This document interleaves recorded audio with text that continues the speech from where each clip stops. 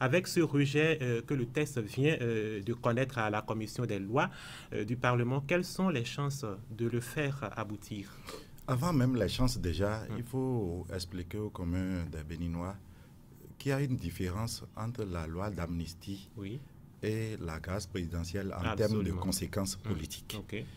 Quand vous êtes gracié par le chef de l'État directement, cela suppose que votre condamnation reste, elle demeure sur votre casier judiciaire.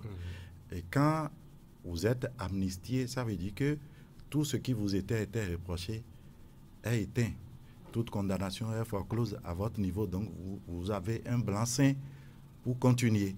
En fait, c'est ça les enjeux de ce qui se passe. Oui. Si vous voyez que les démocrates sont peut-être en train de crier à haut sur le baudet, de crier aux voleurs entre griffes par rapport au rejet de cette loi, Oui. c'est simplement parce que c'est un jeu politique. Ils savaient d'avance, comme Chris le disait tantôt, qu'il y avait peu de chances que leur projet de loi aboutisse. Mais néanmoins, ils ont intérêt, quand bien même la pilule n'est pas passée, à ce qu'ils se montrent en position de victimisation auprès de la communauté internationale et de la classe politique et du peuple béninois. Comme quoi, voyez, voilà nos alter égaux qui ne veulent pas la paix, qui ne veulent pas que tout le monde s'entende et qu'on s'accorde. Donc, c'est normal, c'est le jeu politique. Et comme j'ai l'habitude de vous dire, il n'y a rien d'anodin actuellement qui se passe sur la scène politique béninoise. C'est simplement l'approche des élections générales de 2026 que vous voyez, c'est les empoignades. Maintenant, rien ne dit qu'en plénière, qu'il n'y aurait pas une surprise. OK. Parce qu'il y a quand même des couloirs politiques.